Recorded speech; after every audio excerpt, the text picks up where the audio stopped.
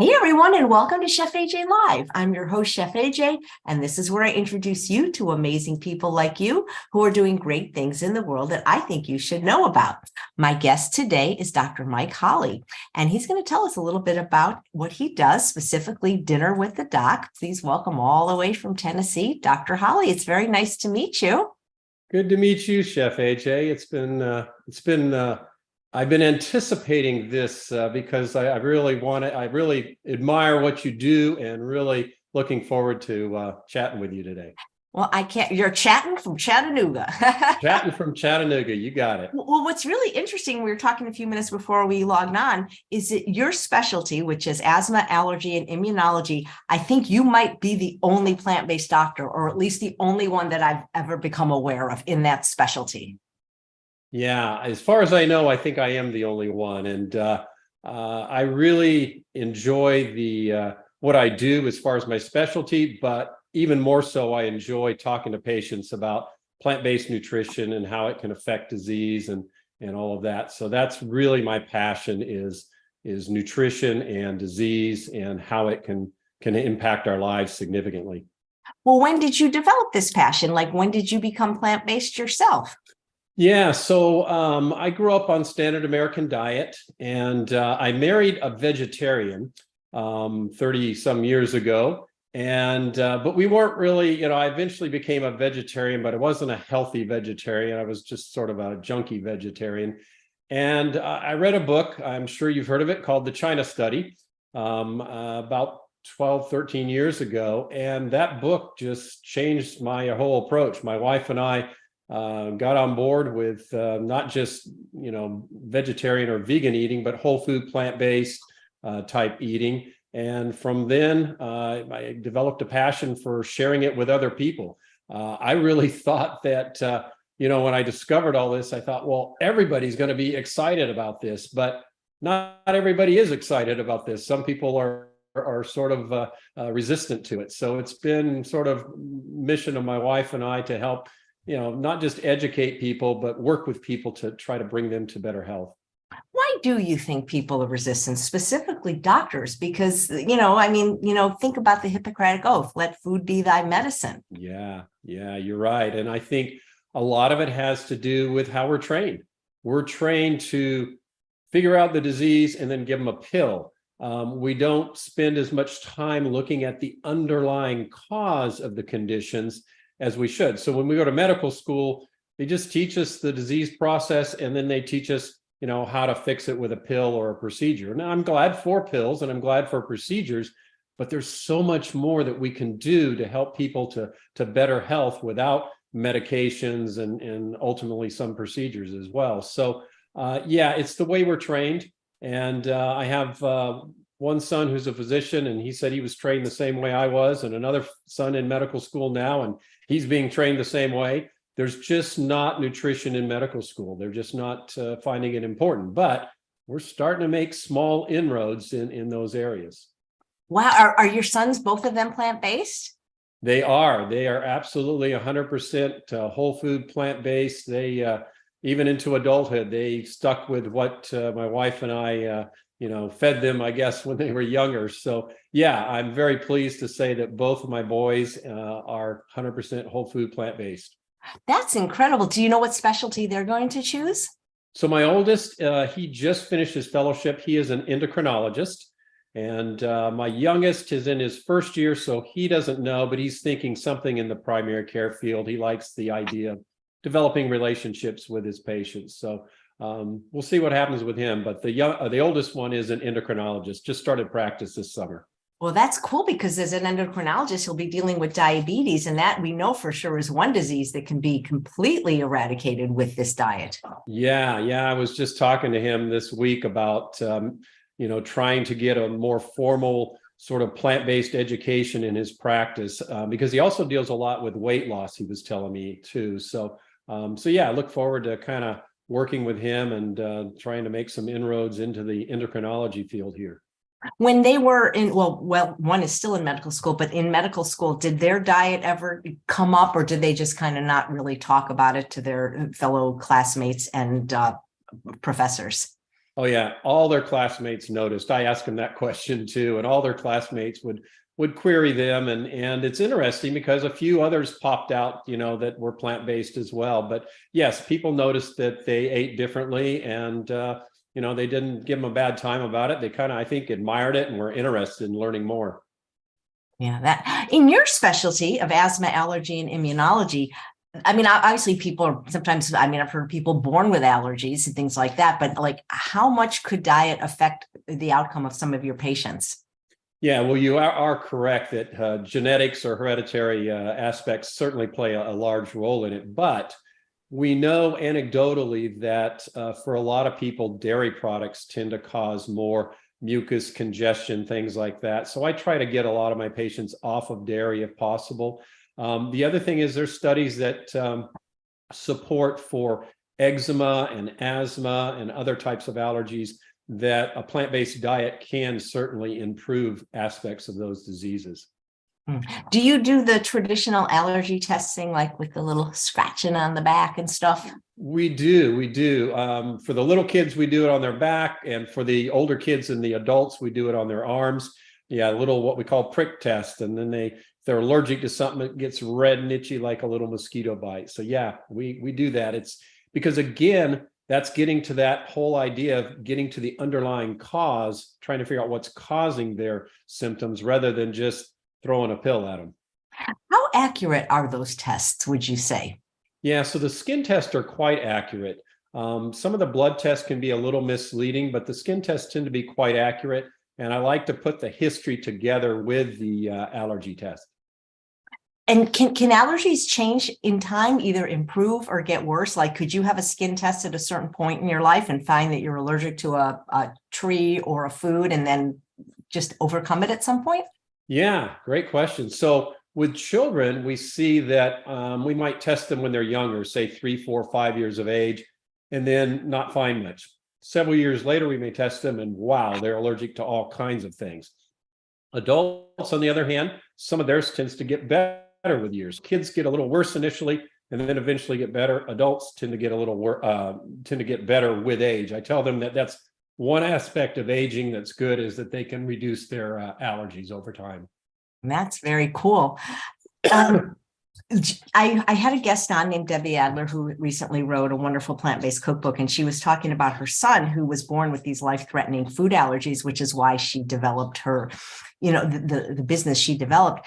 And she said they did something with him where like they gave him micro doses of the things he was allergic to, so that it's not that he's not really allergic anymore, but it's not so life-threatening anymore if he's exposed to these. Do you do that? And can that work on adults as well?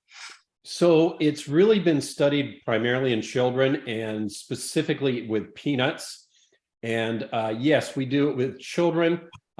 It's not been studied well enough in adults, so I don't do any of that with adults. And you are correct. What it does, it doesn't eliminate the allergy, but it takes the threshold for a reaction and raises it. So if that child is exposed to a small amount, they may not have much of a reaction. It takes a larger amount for a reaction to occur. So you are correct. That is so, I just think that's so interesting. And tell us what states you work in case people want to have a consult with you either in person or virtually, because they're sure. So we're in southeastern Tennessee, Chattanooga area, also Northwest Georgia and Northern Alabama. So we see patients from all those areas. That is very cool. Well, I'm sure there's going to be questions from the live viewers. A few were sent in, but I know you wanted to share some slides. Sure. Yeah, I just want to give you a little overview of our Dinner with the Doctor program and why we do it, and a little bit of how we do it, and some of the results that we've had. So we'll look for a screen share here.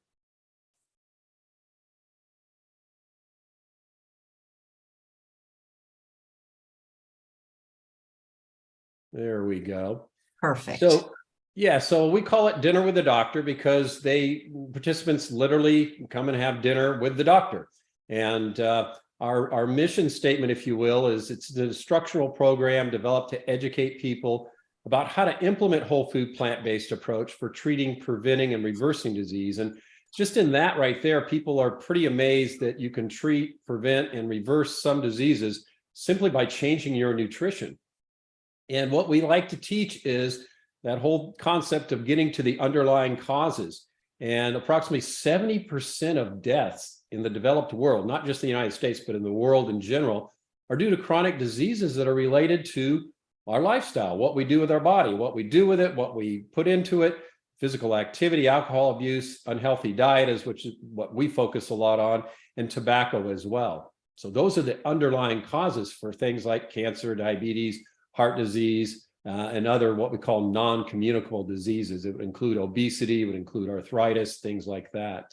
And the World Health Organization tells us that 90% of type 2 diabetes, 80% of heart disease, and 40 to 70% of cancers are considered preventable or at least modifiable through lifestyle. And people are always amazed when I show them that this is from the U.S. Burden of Disease Collaborators. The number one risk factor for death, it's not smoking, it's not alcohol, it's dietary risks. And yet, how many doctors do you go to and the first thing they say to you is, let's talk about your nutrition? That's usually not somewhere on the docket. And they've narrowed it down to 4 things: that we don't move very much, we might consume too much alcohol, we might smoke, and this unhealthy diet, which is a very large part of disease. And, you know, healthy diet, a lot of people will tell you, oh, I eat healthy, or I'm trying to eat more healthy, but they don't really know what unhealthy is. And unhealthy is where we eat a lot of processed foods. That's added fat and sugar and salt, a lot of animal products.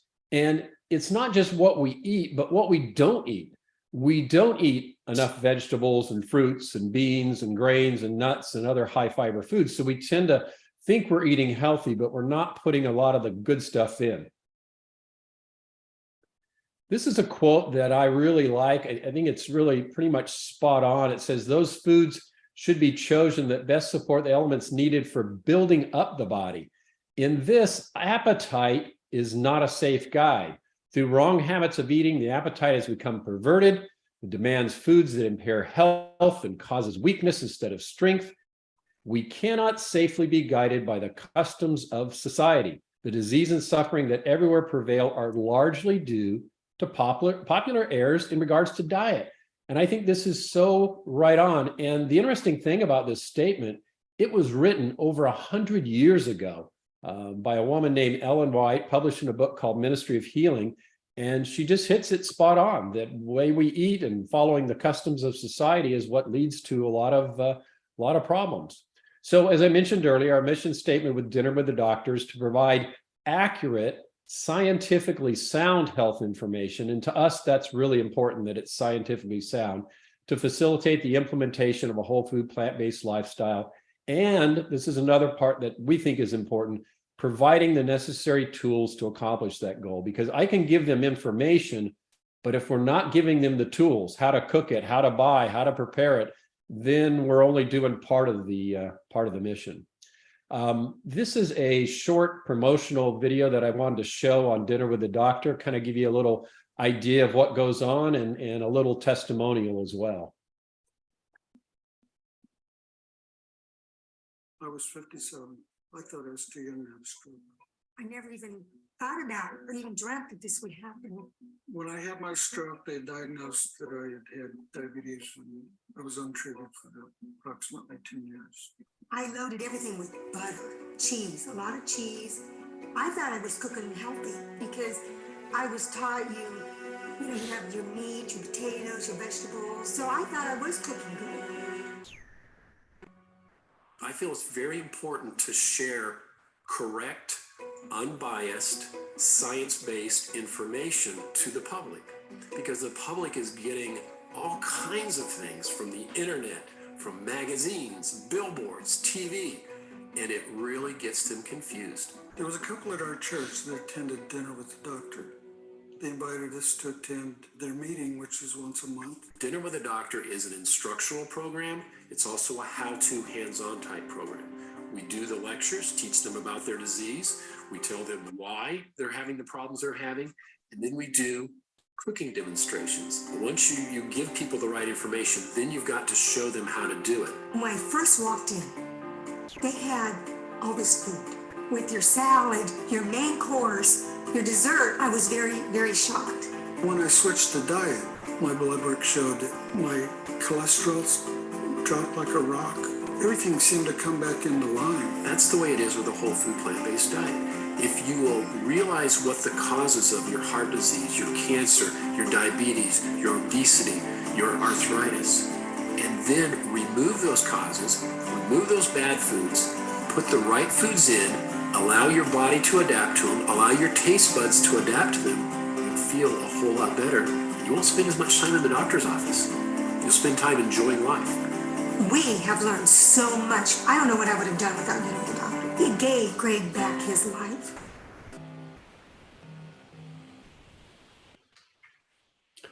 So that was Greg and Pam Clapp. They are regular attendees at Dinner with a Doctor. No matter where I go, they seem to always be there. They're very strong advocates, and I'll talk just a little bit more about Greg and Pam at the end of this. But we started this 10 years ago, and honestly, we thought we were going to do like 4 lectures, kind of a 4 and be done. And I talked about heart disease, weight management, diabetes, and cancer, whole food plant-based diet.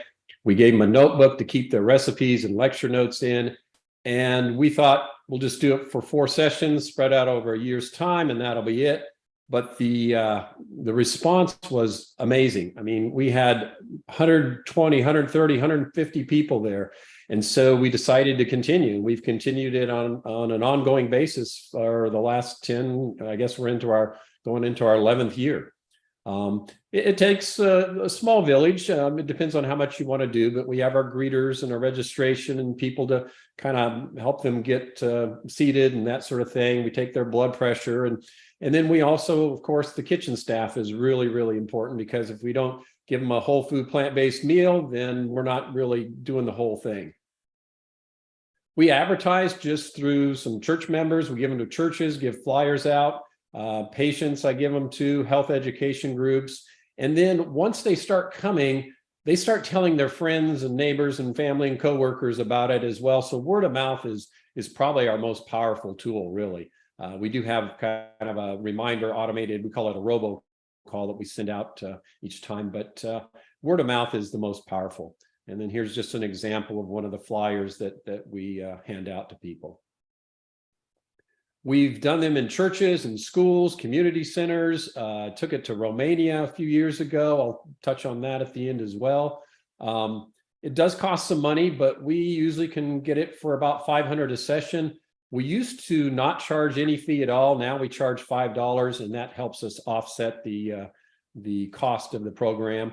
And it's mainly some food and supplies. And once you kind of buy some of the stuff, you use it again and again. So a lot of the decorations and other things we can reuse.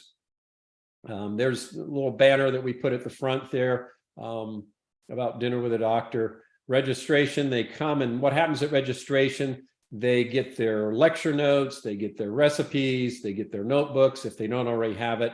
And they can put all their papers, and they can bring their notebook with them each time. There's an example of the notebook, so they can keep it all together.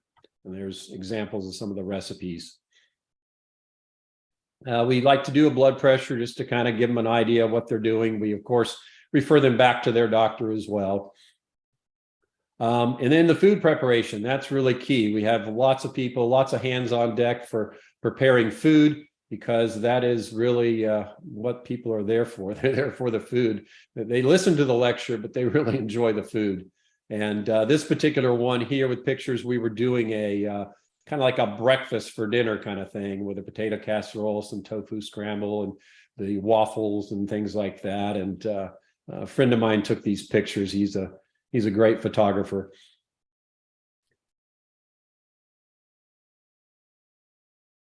And then after that, once they start eating, then we will usually have our lecture. But before that, I'll have some door prizes. We'll give away some books or DVDs or recipe books, things like that. And then after that, we will have our closing remarks and tell them what's coming next and that sort of thing. This is the fellowship hall at our local church there, where people come, and I would say almost all the people there are not from our church. They come from all over the community.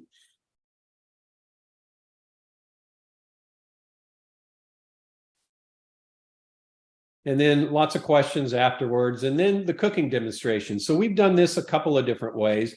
We've had dedicated dinner with the doctor sessions that are just for cooking demonstration, cooking education. I'll do a very short 10 or 15 minute little health presentation at the beginning, and then our cooks will then demonstrate how to prepare the food. We talk about the nutrition of the food. We talk about where to buy it, how to prepare it, how to store it, all that sort of thing. And we've done it a couple different ways. This is where we had the presenter in the front of the room with cameras on top so they can see the preparation. We've also done it with various stations as well. And this, Chef AJ, is where, you could picture yourself being part of this cooking demonstration for Dinner with the Doctor. So we hope that sometime, maybe in the next year or so, you'll find your way out to Tennessee and participate with Dinner with a Doctor. We'd love to have you.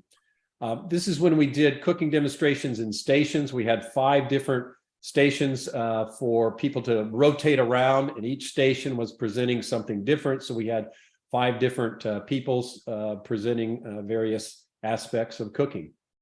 And then some of the topics of Dinner with a Doctor range from heart disease, my achy breaky heart, are medicines the only answer, where we look at heart disease, the #1 killer, and one of the primary diseases that is preventable and reversible with proper lifestyle changes.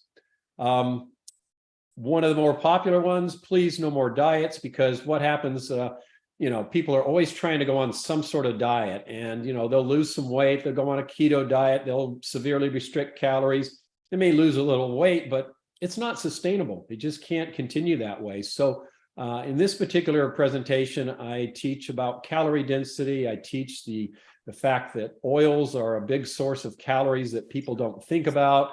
Remind them that nuts are healthy, but to be careful, they're high calorie foods. And if you're trying to lose weight, that's something you got to be careful with. So just kind of looking at various aspects of trying to lose some weight. And then the diabetes epidemic, lots of people with type 2 diabetes. And as you and I were discussing earlier, this is a very preventable and usually reversible condition just by getting the right foods in the body. And people are always amazed because I say, so what causes diabetes? And everybody says, too much sugar, too many carbs, when in fact, it's really too much fat in the diet, which sort of clogs up that signaling of insulin and glucose and causes what we know as insulin resistance. And that's what leads to diabetes. So we go through various aspects and steps of how to reverse and prevent type 2 diabetes. Cancer is a tough one because there's a whole array of cancers in the world, and some are more, responsive to diet. Others are not, but we talk about preventing and then how to make your body stronger when you are fighting cancer. So very, very important lecture. This is probably one of the more popular ones. I forgot to remember. We talk about preventing and delaying dementia and Alzheimer's. And, as we get older, none of us want to, lose our minds, so to speak. So we talk about various aspects of lifestyle and dementia and Alzheimer's. Plant-powered perpetuity is basically a longevity. We look at how to not just live longer, but to live better. We don't want to, die longer. We want to actually live longer. And so we talk about blue zones, and we talk about various scientific studies that support, plant-based eating and how it affects our longevity. Why do we get sick? Yeah, a lot of people say, why do I get sick? And they come to me as an immunologist thinking they have an immune problem. And I say, well, maybe you do have an immune problem, but it may be more related to your lifestyle. So we talk about not just nutrition, which is very, very important, but we talk about sleep and activity and sunshine and fresh air, all these other things that influence our immune system and how we fight off disease and how we resist infections. And of course, with the recent pandemic, this has been very popular because people want to do, what can I do to prevent myself from getting COVID? Or if I do get it, how can I fight it off better? Lifestyle medicine, just basically looking at the underlying causes, starting to look at why inflammation and oxidative stress and lipotoxicity and dysbiosis, looking at the gut biome, why all these things influence disease and just how our lifestyles can change how we respond to disease. And what is a healthy diet? Because, a lot of people have different ideas. A healthy diet to some people is less red meat.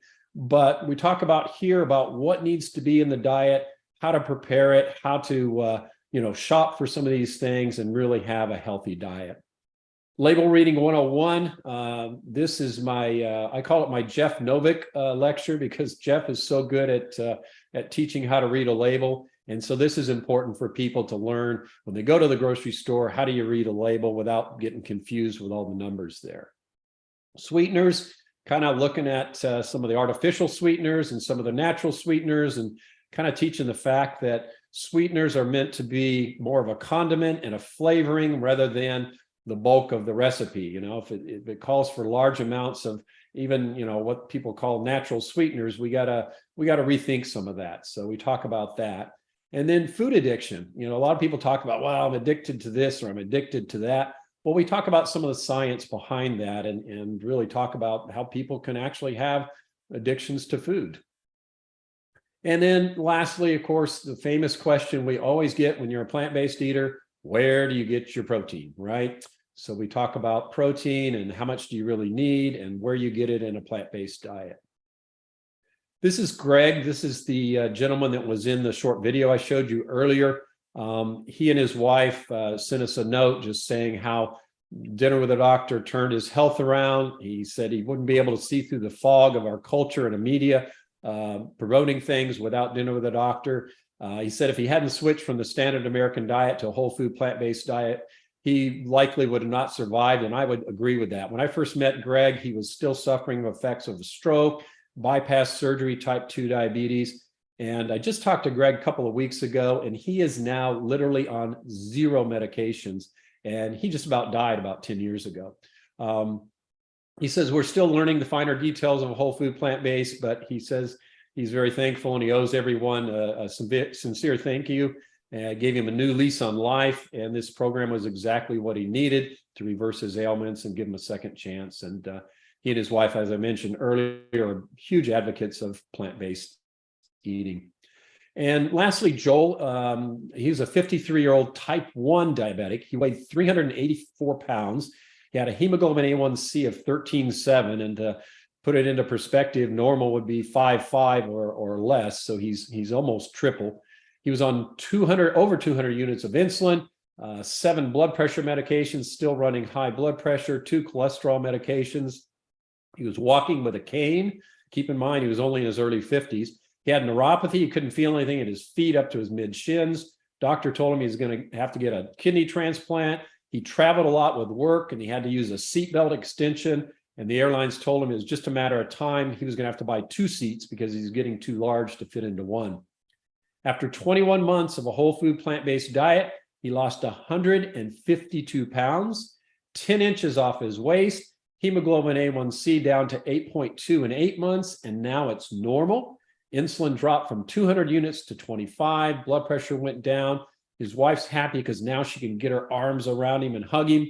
And he recently told me he flew on an airline and he actually had to adjust his seatbelt a little tighter. So he was very happy. And he says, dinner with a doctor has been a valuable resource for learning that I can still enjoy food while eating healthier. It was a catalyst for me and I feel great. So kudos to Joel. And we went to Romania, took dinner with a doctor to Romania several years ago. Actually, I've been there twice for dinner with a doctor. The couple on the right is Christine and Farid. They were our hosts and they're the ones that did all the groundwork in Romania. But we gave lectures there. We had over 200 people in attendance, and then they were fed a whole food plant-based diet afterwards, and we did multiple lectures. And then following that, we did a 5-day retreat up in the mountains with a smaller group, like 20 or 30, where we could have one-on-one type stuff. So why does this work? Well, people are tired of being sick. They're tired of taking medications, and Dinner with a Doctor provides information that is not biased by the pharmaceutical or food industry. And we use evidence-based information with references. They see that it works, and that's the key thing, because you can learn something, sounds great, but when you see that it works, then they start telling their friends and family, and they invite them to other things as well. And of course, they like the healthy food. So this is just a shout out to some of our team. My wife, Cindy, is been leading out with Dinner with a Doctor. Sue Natsky's been in charge of a lot of our food. Phyllis Smith, who I think, Chef AJ, you may have talked to in the past, she recently got her master's in nutrition. She's been a big part. We have a registered dietitian on our team. Kathy Kobos helps us with all the registration stuff, and lots of other people. So just wanted to shout out to the team. So last quote I'll give you is, the only hope of better things is in the education of the people in right principles. Let physicians teach the people that restorative health is not in drugs, but in nature. Disease is an effort of nature to free the system from conditions that result from a violation of the laws of health. In case of sickness, the cause, I like that, the cause should be ascertained. Unhealthful conditions should be changed, wrong habits corrected, then nature is to be assisted in her effort to expel impurities and reestablish right conditions. In other words, when you figure out what you're doing wrong, if you correct it, the body's going to heal itself. This was also written 100 years ago by the same woman that did the other quote, Ellen White, published in Ministry of Healing. This is my family. You were asking earlier, AJ, Chef AJ, before we went on. This is my oldest son, the endocrinologist. That's their son, Mateo, and his wife, Giselle. They are whole food, plant-based, and that's my son that's in medical school. And I wish you could see them with their shirts off. They're all like bulked out, muscular, you know, kind of like, not quite like Robert Cheek or, you know, but I mean, they're very strong, and people are amazed that all they eat is plants. So, and then here's a picture of our family taken a week ago. My daughter-in-law is pregnant with our second grandchild and is actually due to deliver next month. So we're excited about that. So That's incredible. yeah, so there's our website, dinnerwiththedoctor.com, health articles, recipes, videos, nutrition tips, and more. So that's that. That is just fantastic what you're doing. Why doesn't everybody do that? Well, it takes some people that are excited and passionate about it, and it clearly takes some effort, but the rewards are tremendous. They are tremendous. You know, it's just ongoing. I mean, we love doing this. Cindy and I were just out in Tucson at a retreat with Colin Campbell, who's a friend of mine, and lots of people out there that were excited about learning about nutrition and eating healthy and trying to correct some of the disease processes. So it's happening. It's you know, kind of coming up from the grassroots more than it is from the top. But you know, the work you're doing is just very, very instrumental, because again, you're teaching so much of the practical part of this. Because again, I can know that I need to eat more healthy, but show me how to do it. Show me what really is healthy, and then give me practical tips on how I can incorporate it into my daily life. Because you know, I work, I'm busy, I might have children, all these different things. So the practical cooking aspect of this is critical. If you'd like, you can take your slides off screen share now so we can see you bigger. Yeah, I'm going to do that right now. How's that? That's great. So who makes the food for these dinners? So typically my wife and Sue Natsky will put the recipes together and decide what we're going to have. And then we have probably half a dozen up to 10 different people that will volunteer to cook the food. And then they'll bring some of it partially prepared to the event. And then some of it's actually prepared the day of the event. So we have a team of, you know, 6 to 10 people that help with the cooking. And when you're cooking for 120 to 150 people, it takes a small village to do that. You know how that goes.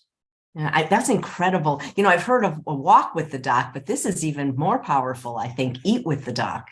Yeah. So one time we needed to do a session, but we just couldn't get it together. This was several years ago.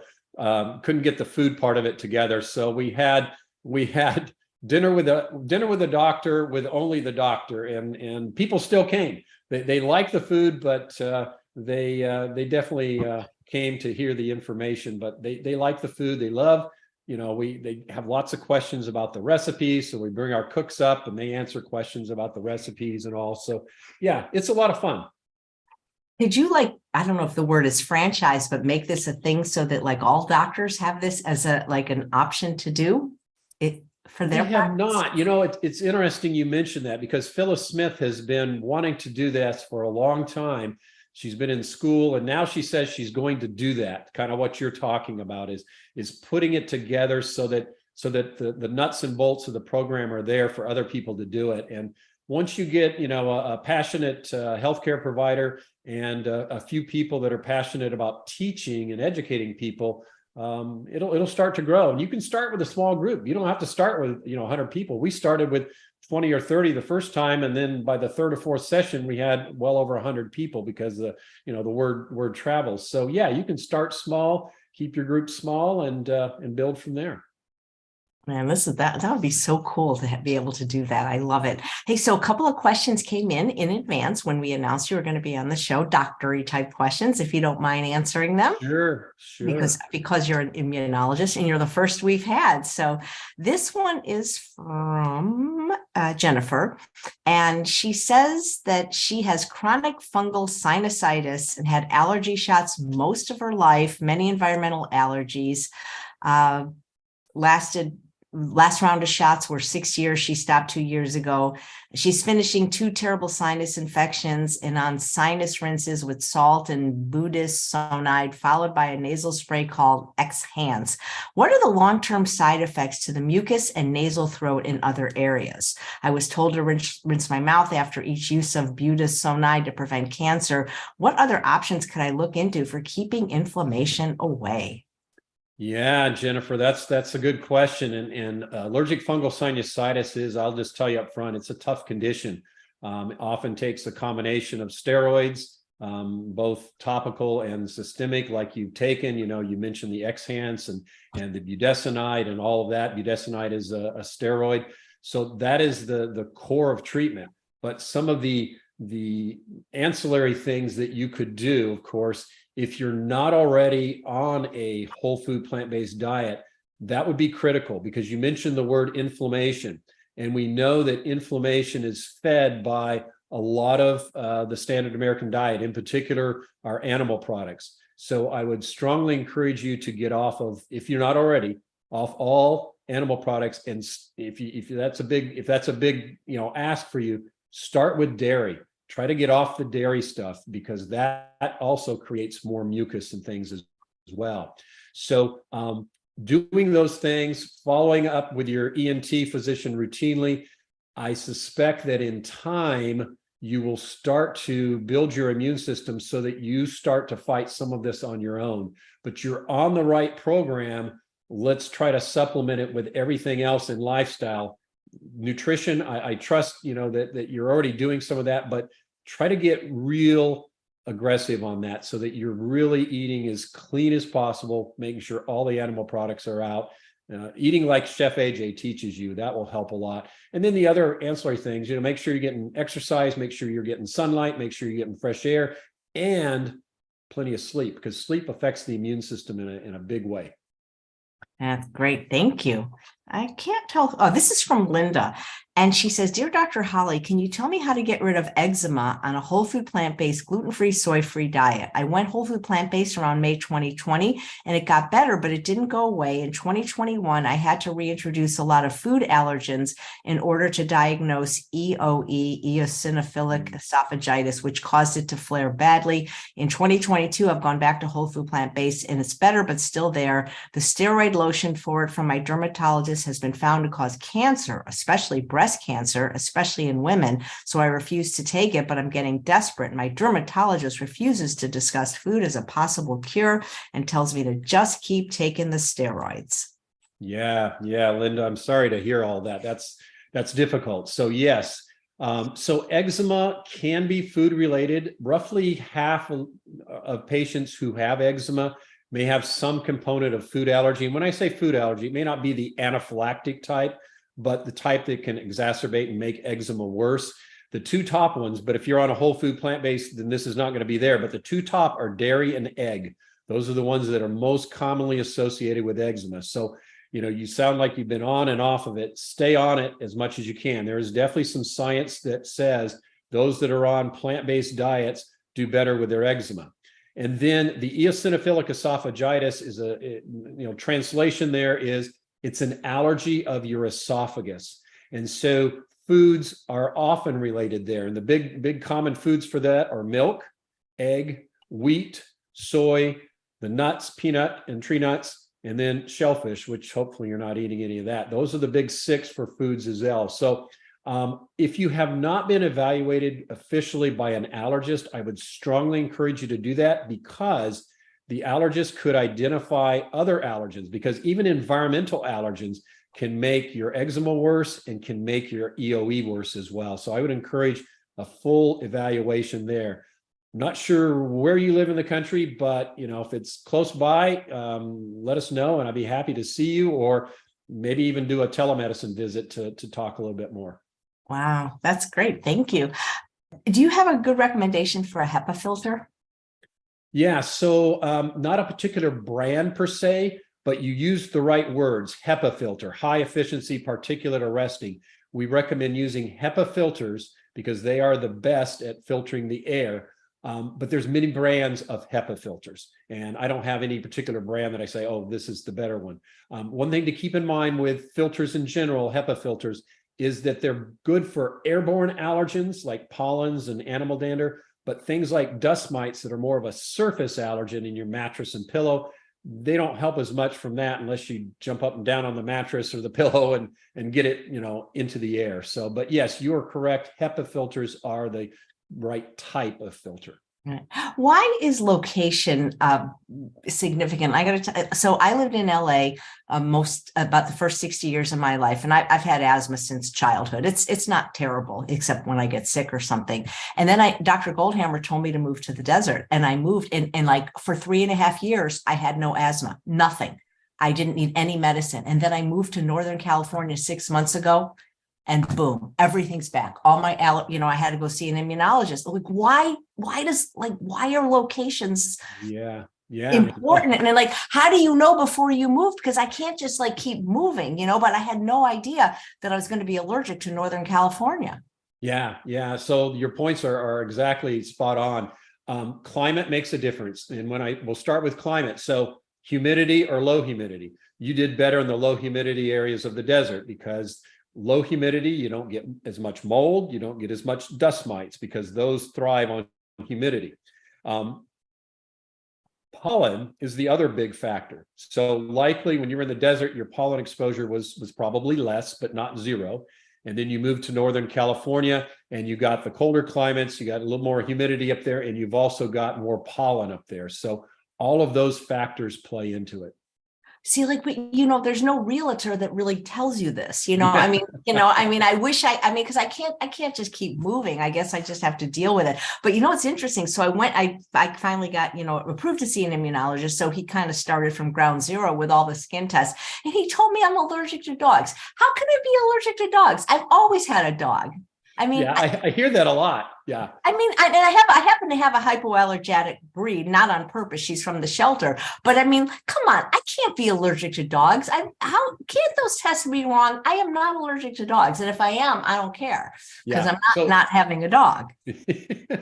So one thing to keep in mind with dogs is that people can be allergic to certain breeds and not other breeds.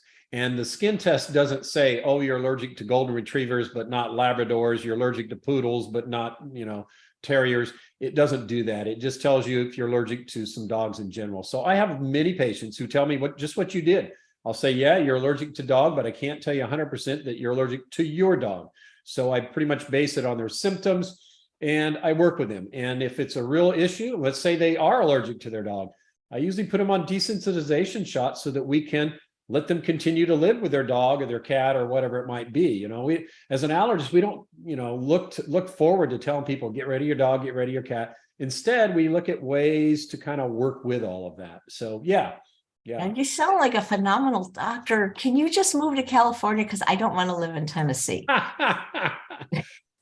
Well, the problem with that is we have this grandchild who's 2.5 years old. And my wife and that grandchild are like this. And then we got the other one coming next month. So that might be a little bit of a problem, but we could probably do a consult maybe.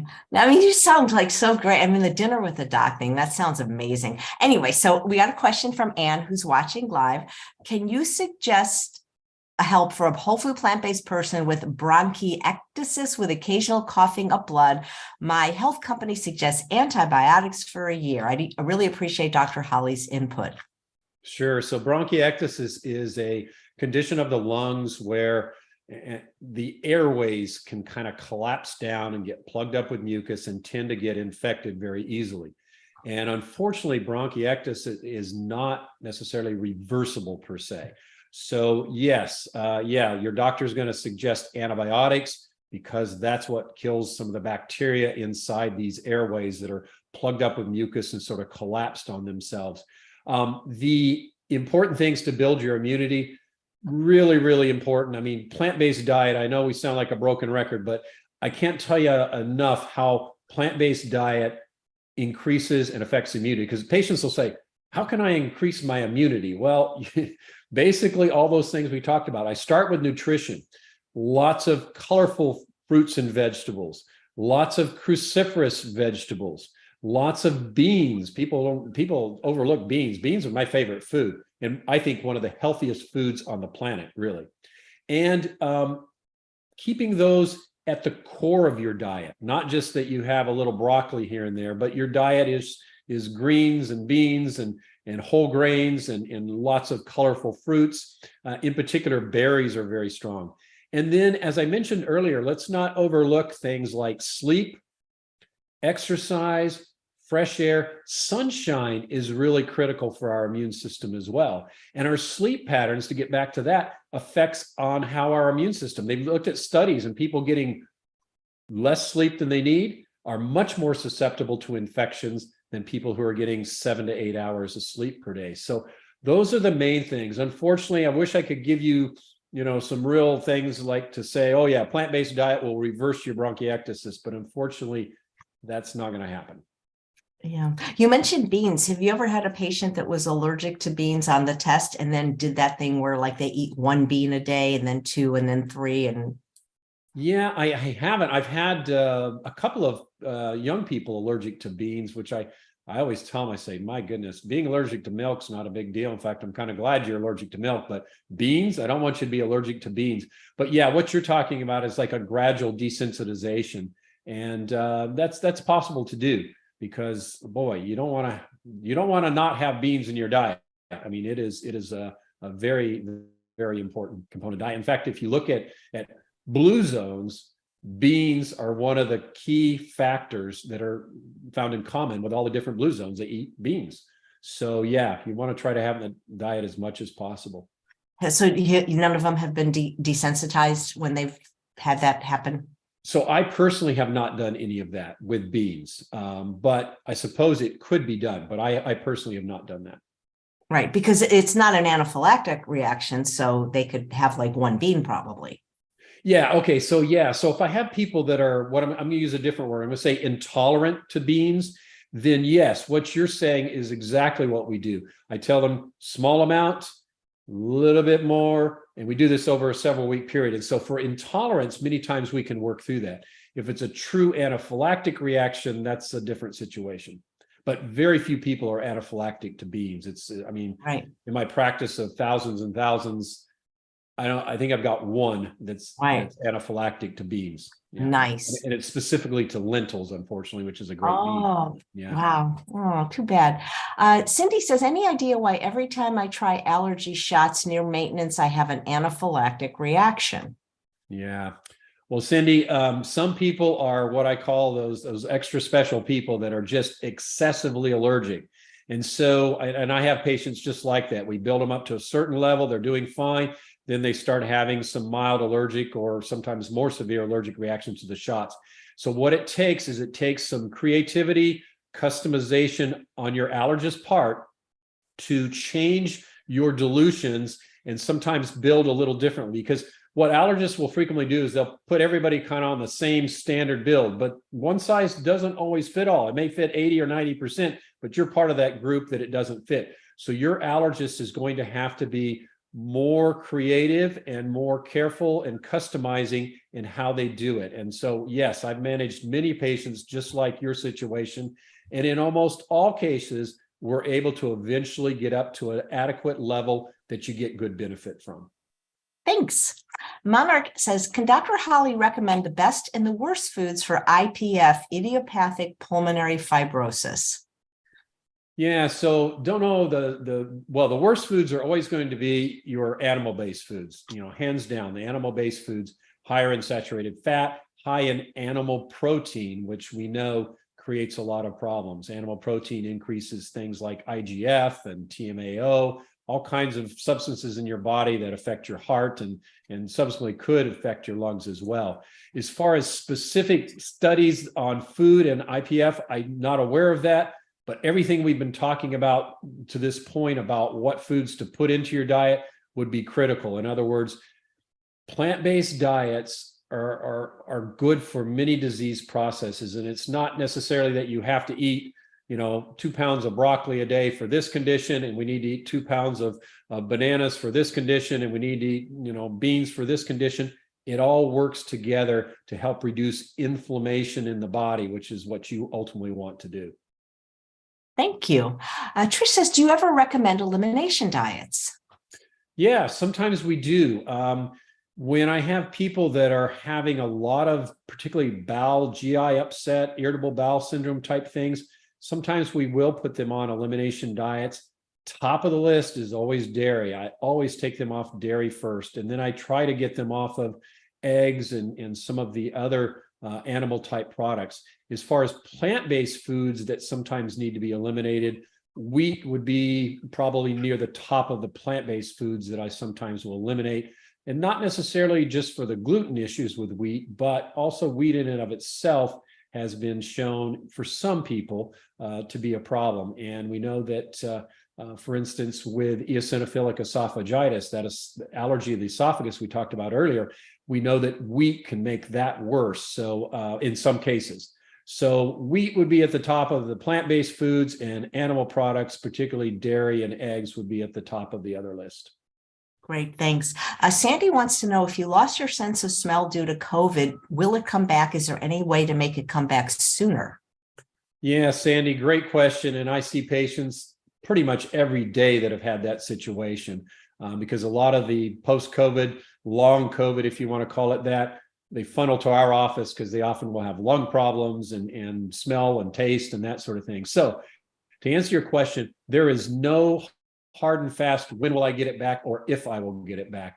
We do know that the majority of people do eventually get it back. Some get it back in weeks, some in months, and some in years. Oh my God. And there are some therapies. I know Vanderbilt University in Nashville has a smell therapy that they do, and it's basically running the patient through a number of different smells, if you will, cinnamon and eucalyptus and all these different smells. And it's basically trying to retrain the nose and the brain to recognize these smells. So yes, there are therapies. You can look it up, Google it for your area, see if maybe it's going to be at a larger academic center. It's not going to be at your small town hospital or clinic.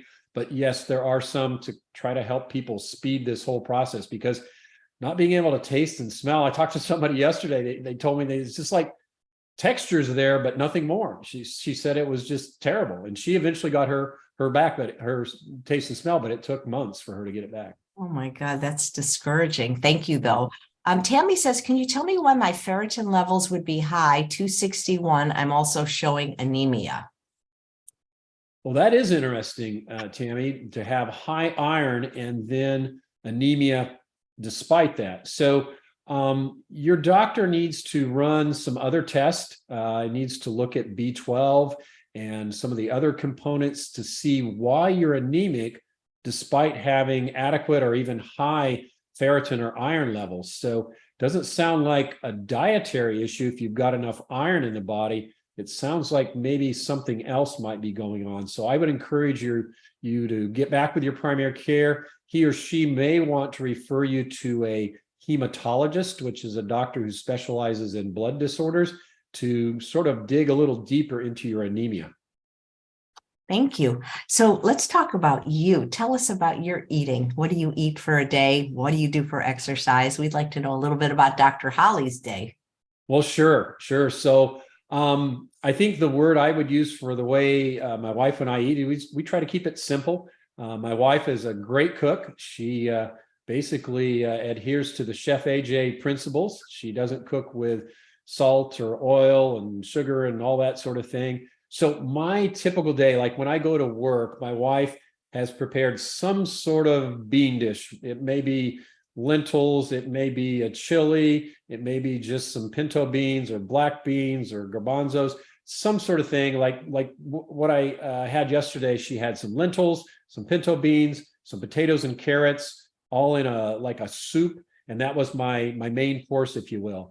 And then we keep spring mix, spinach, baby spinach, and kale. That's a staple of our refrigerator. You open our refrigerator, you're going to see those things. And she fixes a big bowl of salad. And when I say a big bowl, she packs it down and packs it down and packs it down. And sometimes when I've come home, if I didn't have a chance to eat, and I come home and dump it into a bowl, it fits into a large mixing bowl. So she makes sure that I get a large amount of greens.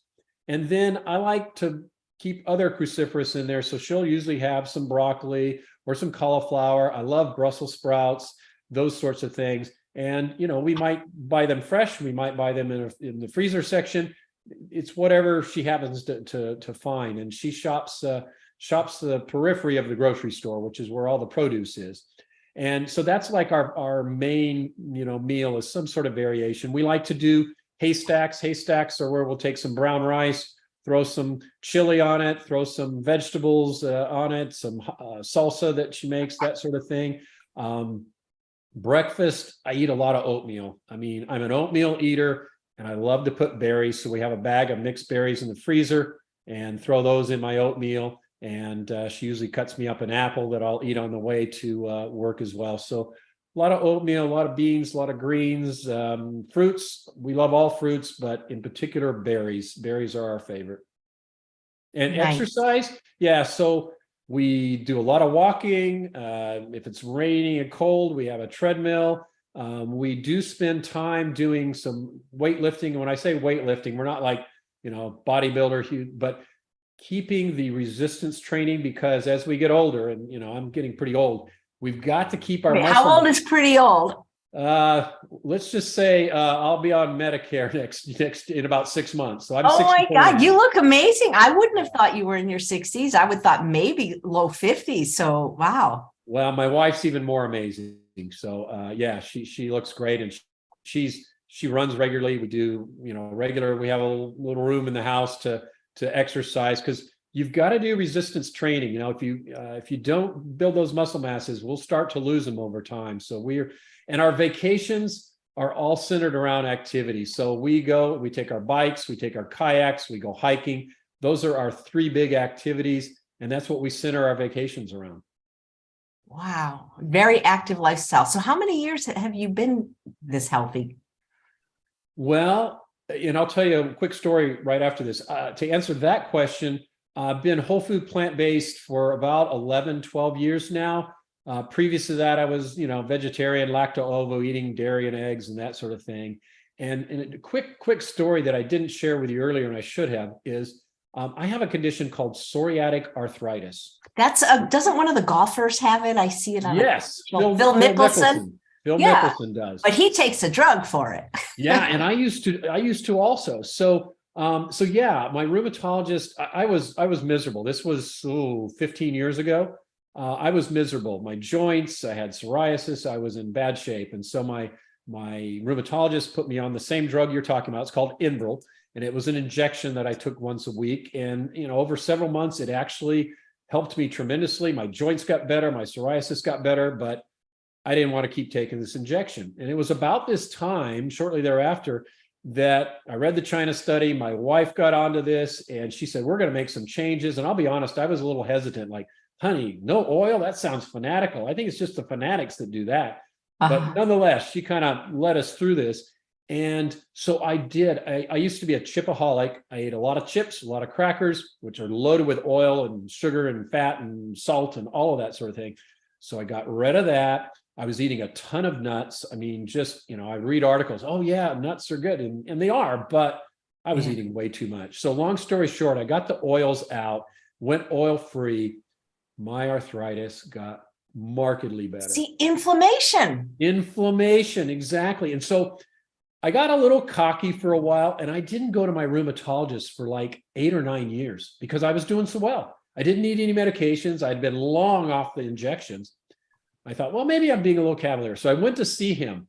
He drew all his blood work, brought me back in, a few weeks later. He looked at me, he said, "You're the healthiest patient I got. Your inflammation levels are about at 0. Keep doing whatever you're doing." And, I haven't been on medication for This is a arthritis. great story. We should have started with this because people don't realize how inflammatory eating high fat and especially oils is. Yeah. And I was plant-based. Well, I was. And I'm guessing vegan. you probably didn't have weight problem though, right? Well, no, but what's interesting is I wasn't trying to lose weight, but guess what? I mean, you can figure it out. When I dropped out all those nuts and crackers and oil, I dropped 25 pounds. So I was in my, I weighed 195-ish and I'm 6'2". Now I run 170 and I'm always the same weight. I could eat a lot or a little, and I'm just kind of always the same weight. I love that story because, my husband had this, a benign tumor on his spine. Like this, they weren't going to operate, but it was unsightly because he's thin. And it was about like, if you could imagine like, a racquetball ball, like about cutting it in half. Yeah. It was like this, he's got this skinny guy, he's got like this big fat lipoma on his thing, and they said, oh, it's no big deal. And it's in a place we're not going to operate. And when we stopped eating oil, which was like August 1st, 2008, within 9 months, that thing was almost indiscernible. It was like maybe the size of a nickel. I mean, there's still a tiny little bump. Wow. And the only change was taking out the oil. Yeah. And so probably what's left is just the capsule of that lipoma, and all the stuff inside, if you will, shrunk down because it wasn't being fed. I mean, it was just incredible, and these are studies of one, but I mean, I love it. I love that you told me that story. Thank you. Now, are you in like practice by yourself, or do you have like colleagues that practice with you? Like, the reason I'm asking is, are you the lone wolf out there, the only plant-based immunologist in the world or Tennessee, or like, because sometimes you're in an office with other people and Yeah. So you're right. I do have colleagues. I have 3 other physicians that I work with. And yes, I am the Lone Ranger, the lone wolf.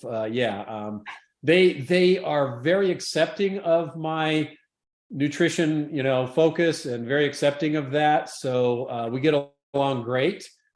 They actually, sometimes they'll see a patient that's more focused on nutrition. They'll go, you need to go see Dr. Hollie. So they'll actually take some of their patients and refer them to me just for that nutrition component. wow, but they're not interested in doing it. Did they come to dinner with the doc ever, or? No, they don't. Some of my nurses do, and I've had my manager come, but no, the other doctors I just don't get it. What is wrong with people, especially doctors are so smart. They are, but they were just too focused on diseases and pills. We're looking at symptoms and treating the symptoms. I mean, I like to tell a quick little story. It's like if somebody comes to me and they said, Dr. Hollie, I got this pain in my foot. Every time I step down on my foot, it hurts. I said, well, here you go. Here's a pain medication. That's what you need for your pain. Instead, if I examined the cause and looked at their foot and realized that they had a nail stuck in the bottom of their shoe, and that's why every time they stepped on their shoe, it was causing pain, remove the cause, and things get better. And I'll be the first to admit, we can't always find the causes. I got patients that come to me and, I scratch my head and I can't figure it out. But majority of the time, we can get to the underlying causes. And even if we can't find the exact cause, as you said, when we remove these inflammatory foods, many things get better. Well, yeah, that's why, I used to work at True North, and when you remove every food, everything gets better. I mean, Right. People get well of things like even cancer when everything is eliminated. Right. So right. It's so interesting. Well, you are just great. I just wish you were here. Instead And of we that. wish you were here. So, we're going to have to work move something again. out. Moving is hard. I can't move anymore. I mean, I think I'm stuck. Not that I like Northern California, but that's the price you pay to have beautiful trees. Yeah. I mean, whereas the desert, there were no trees in the desert. I mean, there were palm trees, but here there's just so much beauty and all these beautiful trees. Oh yeah, Northern California is amazing. Yeah. Yeah. So maybe I can visit there and you can visit here, and then we can, enjoy each other's environment for a little bit and You're go just, back to our homes. I'm Yeah. sorry it's taken me so long to meet you. Man, you're spectacular. People are saying how much they're enjoying you. Deborah said she could listen to you for hours. You'll have to come back. Maybe your wife would like to come on and do a cooking demonstration. I'll ask her, and could get her and Phyllis Smith to do one together. I bet they would. Why like doing not? that. Please, open invitation, and you can be there or not be there, your choice. Now, if you only went whole food plant-based 11 years ago and your sons are like graduating medical school, they were probably teenagers at the time? Correct, but they were correct. They were teenagers, but they were eating vegetarian throughout their childhood. When my wife and I got married 36 years ago, she said from the very beginning, she said, our children will be vegetarian. They will not eat meat. And so that is what I said to my husband when we really have children. I said vegan, but that's the same thing. I said, as long as I love your wife. I don't even know her, but I love her. Her name's Cindy, and you would love her. That's great. Well, thank you so much. It's just been such a pleasure talking to you. And I'm just so thankful for your work and impressed by it. And I just think you should franchise this because, the walk with the doc is everywhere, Right. But dinner with the doc, that's pretty unique. I'll get with our team and tell them that you said we need to franchise it. Or whatever the word is. I mean, I don't know if you're doing this to make money, but like the template just to have other doctors, do that. And you do it once a month, right? Yes, we backed off during COVID, of course. In fact, during COVID, I did Zoom dinner with a doctor. So just like what we're doing here, which was great in that we brought people in from all over the United States. I mean, I had people from Washington and California and Florida because they could Zoom in. So yeah, we backed off, but we're going to get started back in January, and we started back on in-person. We did several in-person dinner with the doctors this past year. Last question? What's the best thing your wife makes? I think the best thing my wife makes is her chili. I love her chili. She keeps experimenting with it a little bit, but I love her chili. Wow, you really are a bean guy. Yeah, I am. Well, thank you, Dr. Hollie. You're just absolutely delightful. It's been a privilege and a pleasure. Thanks for the invitation. Great. Thank you so much. And thanks all of you for watching another episode of Chef AJ Live. Please come back tomorrow. I have no idea who my guest is because my calendar's over there, but I'm sure it's going to be a great show and you won't want to miss it. Take